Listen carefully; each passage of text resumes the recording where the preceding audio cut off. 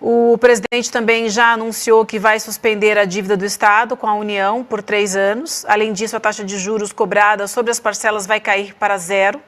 A medida, caso seja aprovada pelo Congresso, claro, deve representar um alívio a médio prazo ao governo gaúcho de 11 bilhões de reais.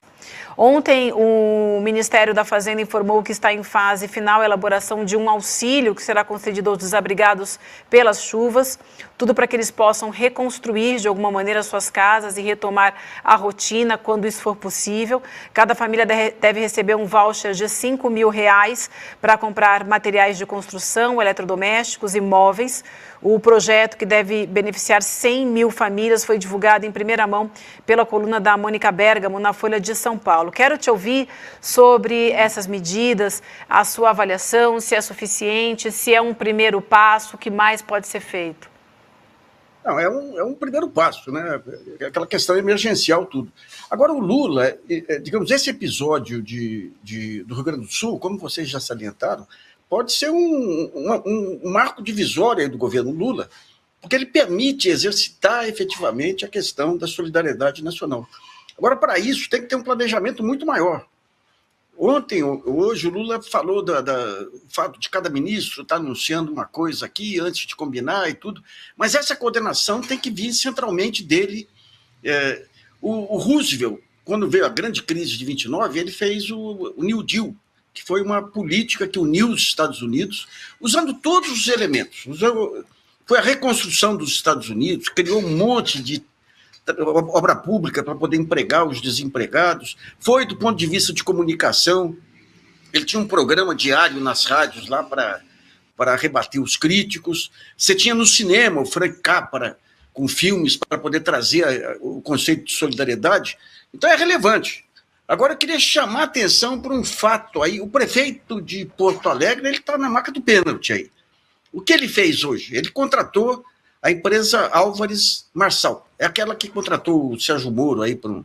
Essa empresa é uma empresa especializada em comunicação e parte jurídica. Olha que curioso. O prefeito de Nova Orleans, quando veio o furacão Katrina, ele foi acusado de corrupção lá. E ele contratou a Álvares Marçal. E a Vale do Rio Doce, em Brumadinho, contratou a Álvares Marçal. A Álvares Marçal conseguiu, com a Vale lá, praticamente reverter todas as ações dos prejudicados aí pela quebra da barreira lá. O Tribunal de Justiça, os desembargadores aí estão dando ganho de causa para a Vale, dizendo que os caras querem enriquecer à custa da Vale. E o prefeito de Porto Alegre, que está na marca do pênalti, acabou de contratar a Álvares Marçal, que vai trabalhar, entre as pro bono, ou seja, sem receber nada desses 6 meses. Curiosamente, ele contratou daí para receber a mesma empresa de engenharia que participou da reconstrução de Nova Orleans, sendo que você tem lá em Porto Alegre, na Universidade Federal, lá, especialistas de todas as áreas. Então você vê que é um jogo muito pesado. Agora o Lula precisaria articular uma ação concatenada aí, porque o impacto que você vai ter, digamos, essa crise do Rio Grande do Sul vai impactar toda a estratégia dele, que até agora consistia em baixar poeira em todas as frentes. Baixar poeira em relação ao mercado, baixar poeira... Porque o que vai acontecer? A reconstrução, mesmo que você tenha um trabalho eficiente do governo, vai ter, primeiro, o conflito com o governo gaúcho e com prefeitos aí ligados aí ao Bolsonaro. E não vai conseguir atender as expectativas das famílias. É uma reconstrução que vai levar 1 ano, 2 anos.